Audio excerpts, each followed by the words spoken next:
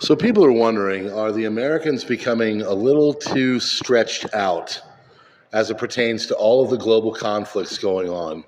We're going to analyze that today.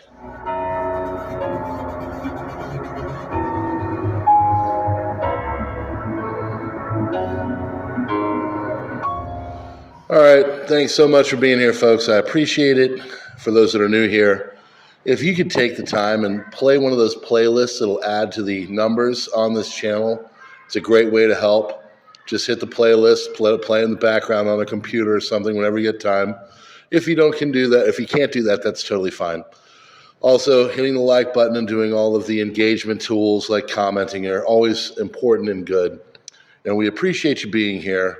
Those that have come over from other areas on the internet and know my other presence, if you could refrain from mentioning that here, it's incredibly important to do that because there's a few things that are going on with this. We're just trying to set up a normal channel, and also I want to see if we can do it without the influences of other things. On that note, America is being stretched out. We are all over the place. In the last 72 hours, we have had hundreds of shells chucked from North Korea onto islands to their southwest, but basically between the demarcation line of South Korea and the demilitarized zone. North Korea is also rebuilding all of its basically installations on the border and refortifying them. South Korea has made some, responses through chucking chucking artillery back. However, they have been asked to refrain by the United States because America is worried that this is going to go and become something more involved, and this is a problem. Well, last 48 hours, South Korea has basically, held pat, not done anything, and I think they're trying to make North Korea look like the aggressor, which, basically they are. And so from here, I think in the back of the minds of the Americans, the biggest problem is they know that if things get going in Asia, they're not going to have the assets and the ability to go and take out a lot of interest there to send different frigates and carrier groups and all that. Now, you go over to where the Red Sea is going on with the Houthis. I personally think that the Houthis and the whole involvement they are basically in accordance to what Russia, China, and Iran have come together and basically said that they need to time things. I think they're working together on a larger plan to stretch America out. So when the Ukrainian war was not going super great for the Russians, or at least it was in a stalemate back in August, September, they got together somewhere, somehow, or already had the plan in place.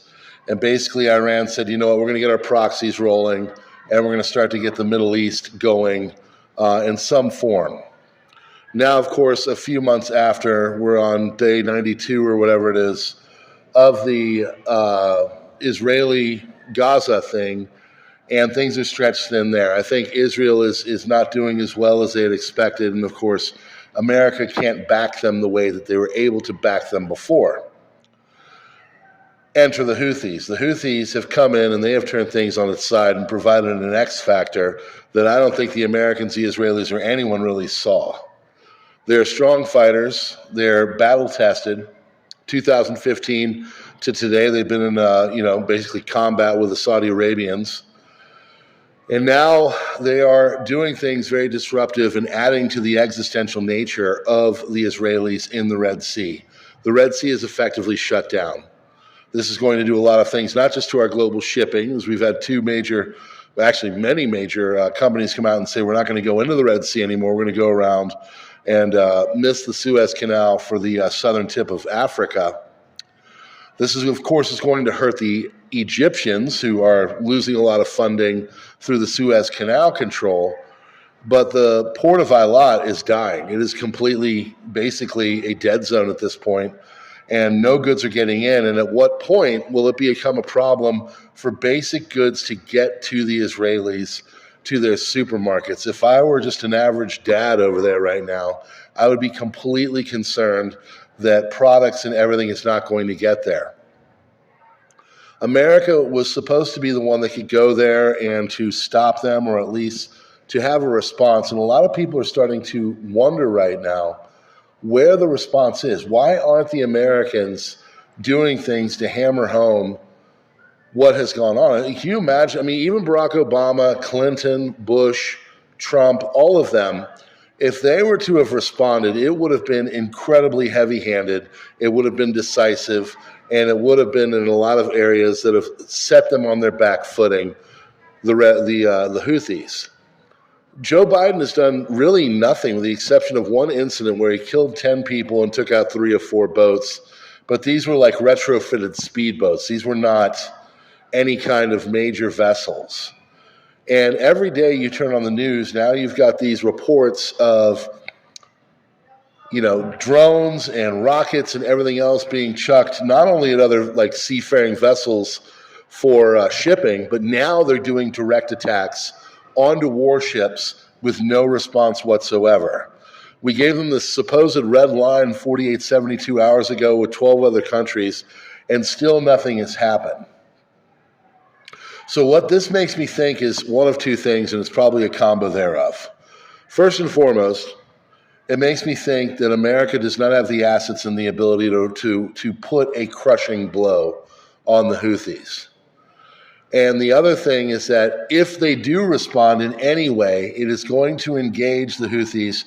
A regional war will effectively break out at this time, and it'll be exposed that not only are the Israelis not as strong as they had purported to be, but the Americans are not as strong as are purported to be. And at that point, everything will be out in the open, and the two alphas in the area are going to be open to not just getting their butts kicked, but to maybe even having worse. And at that point, my fear is that the Israelis are going to feel the existential nature of the whole thing, and they're going to start to use nuclear weapons. Friends, thanks so much for the analysis and everything. I try to get here every day to do one, probably do a short tomorrow or a larger one, but I appreciate you being here. Again, hit the playlist. There's one out there. Just play it through. Take about 30, 40 minutes. Helps with the hours and growing the channel. Other than that, tell the cool kids in the class about it. And, of course, do not reference anything from the other places. I appreciate you all, and God bless you all. Thanks so much, and on to the next one.